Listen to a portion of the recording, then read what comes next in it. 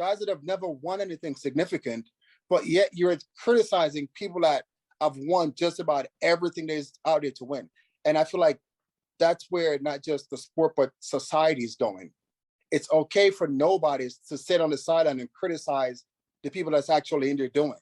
It's just one of those things where, people just try to find any avenue and ways to break you down after a while. For me, I just came to realization a long time ago that's just the way it is. And I just don't let it bother me anymore. I used to let it bother me, like, people that I used to be, friends with, and, I might go up in an overall and I may not win. And they're like, oh yeah, that's the person I wanted to win anyway. And I'm like, dude, we train out of the same gym. You're telling me you're rooting for somebody else that I'm on stage with? Like, are you serious? Like, we were just cool a year ago. What has happened? But I just feel like a lot of times people that can't do, they just start developing this hatred for the people that's actually getting out there and getting it done every day. Instead of just saying, you know what?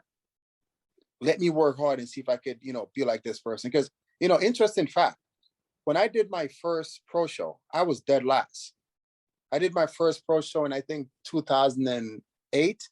I placed dead last.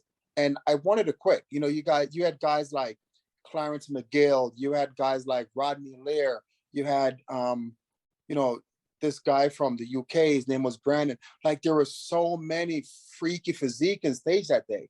And, after my placing, it was easier for me to just, stop competing and start criticizing those guys when I stay up there. But I'm like, you know what? No. I got back in the gym the very next week and I'm like, I am going to be a world champ. I'm going to beat these guys. And sooner or later, I've had, wins over all of them that was on stage that day. But, I guess that's the mindset for the older generation and the newer generation is, if things don't go my way, I'm just going to keep working and working and working until it does.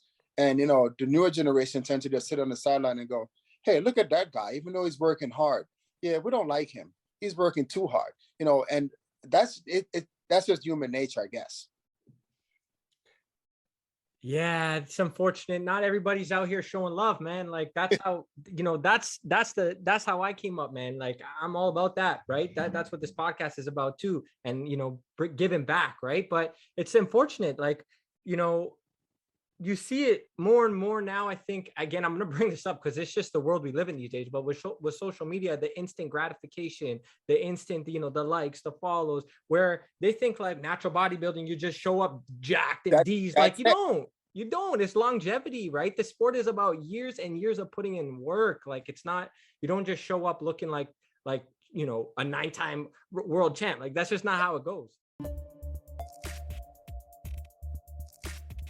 A lot of these coaches out there, that's just the way they are. They don't care. They'll take your money as long as you're willing to pay. And they really don't care what you look like. They really don't care, about your results.